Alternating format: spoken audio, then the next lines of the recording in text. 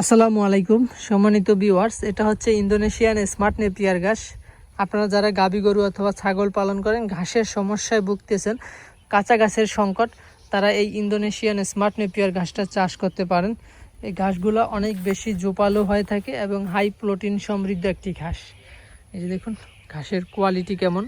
এখানে প্রায় 3 বিঘা জমিতে এই ঘাসের চাষ করা হয়েছে। আপনারা এরকম ঘাস চাষ করতে পারেন। আর এই যে পিছনের অংশ যেগুলো ছোট দেখছেন, এগুলো কিছুদিন আগে কাটা হয়েছে, ঈদের আগে। ওগুলো আবার বড় হয়ে যাচ্ছে। এই পাশটাতে আবার কাটিং উপযোগী ঘাস অ্যাভেলেবেল আছে, আপনার চাইলে সংগ্রহ করতে পারবেন। আমরা সারা বাংলাদেশেই এই ঘাসের কাটিং ডেলিভারি দিয়ে থাকি। আপনারা যে কোনো জায়গা থেকেই কুরিয়ারের মাধ্যমে সংগ্রহ করতে পারবেন। এই দেখুন প্রচুর পরিমাণ জোপালো হয়ে থাকে। দেখুন নিচ থেকে উপর পর্যন্ত কোনো ফাঁকা জায়গা নেই। আসলে এত পরিমাণ জোপালো হয় এই গাছটা। প্রথমবার রোপণ করলে 40 থেকে 50টা পর্যন্ত একটা সোপা হয়ে থাকে। তারপর আস্তে আস্তে আপনার বাড়বে। এক জায়গায় একটা করে কাটিং রোপণ করবেন, তাহলেই দেখবেন আপনার এই যে 40 থেকে 50টির মতো একটা সোপ হবে। তো আপনাদের যাদের এই ইন্দোনেশিয়ান স্মার্ট নেপিয়ার ঘাসটা প্রয়োজন, অবশ্যই উঁচু জমিতে চাষ করতে হবে। নিচু জলাবদ্ধ জমিতে চাষ করলে আপনার মারা যেতে পারে।